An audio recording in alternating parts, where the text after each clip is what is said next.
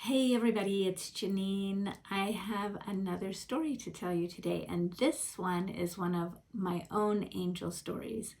And it took place quite a while back in my life, and I was at a place where I was really feeling kind of lost and not knowing what action to take.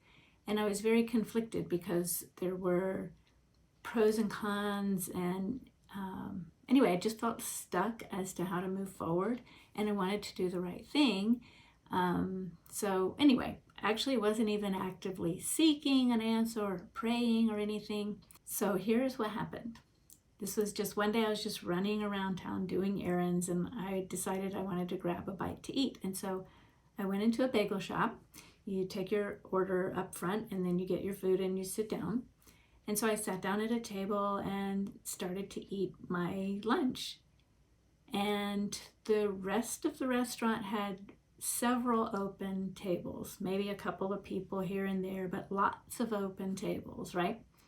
Well, this customer that was behind me in line by a couple of people, he got his food and he came and just sat down at my table. He said, "Do you mind if I join you?" And I said, "No, that's fine." So he sits down at the table with me and proceeded to open his backpack and take out a book. And he's eating his food and I'm eating my food and we're not really talking. And he started to read this book.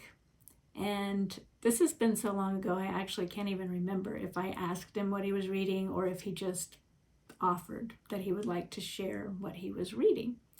And so he proceeded to read me a poem.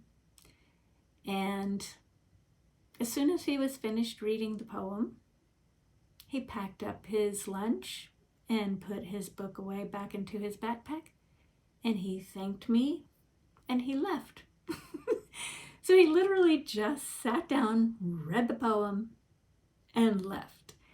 So this was a long time ago, you guys, and we didn't have Siri on our phone at that time. So I actually left the restaurant and went to a bookstore and bought a book of poems by Henry Wadsworth Longfellow. That's who the author was of the poem that he shared with me.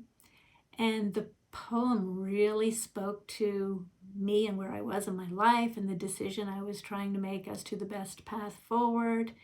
And so I literally printed it out and cut it out, put it on my refrigerator door, and I looked at this poem for probably, honestly, a couple years. I would just look at it every day.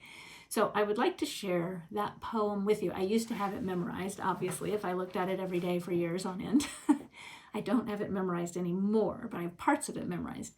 But so I printed it out and I'm going to read it to you, and hear it please in the context of someone who's really trying to decide the best path forward for her life.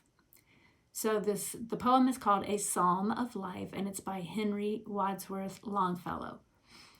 Tell me not in mournful numbers, life is but an empty dream, for the soul is dead that slumbers, and things are not what they seem. Life is real, life is earnest, and the grave is not its goal. Dust thou art, to dust returnest, was not spoken of the soul. Not enjoyment and not sorrow is our destined end or way, but to act that each tomorrow find us farther than today. Art is long and time is fleeting, and our hearts, though stout and brave, still like muffled drums are beating funeral marches to the grave. In this world's broad field of battle, in the bivouac of life, be not like dumb driven cattle, be a hero in the strife. Trust no future, however pleasant, let the dead past bury its dead. Act in the living present, heart within and God o'erhead. Lives of great men all remind us we can make our lives sublime, and departing leave behind us footprints on the sands of time. Footprints that perhaps another, sailing o'er life's solemn main, a forlorn and shipwrecked brother, seeing shall take heart again.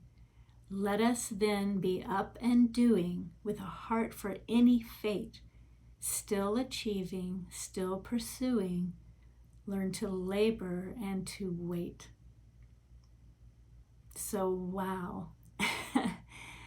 After I read that, after I got the book for myself and read the poem, and I just started thinking back on how unusual it was that in a restaurant where there were plenty of other tables, this gentleman sits down, opens the book, reads me this poem, puts his book away, packs his food away, and leaves.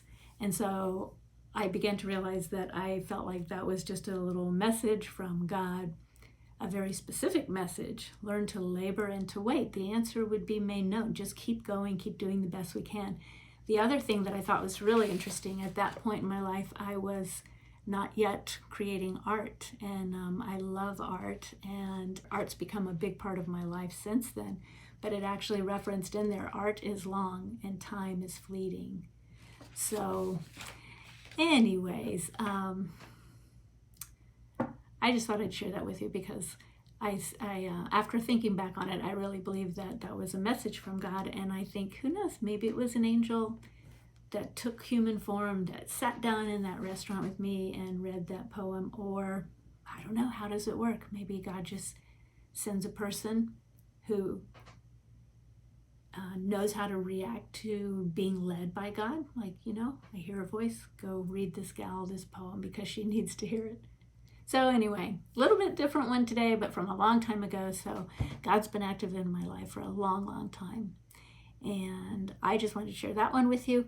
I've had a few people put their hands up and say they've got stories to tell. So I'm really excited. I'm just going to have so much fun with this channel and with sharing these stories for you guys. So as always, I love you, my beautiful people. And until next time, bye-bye.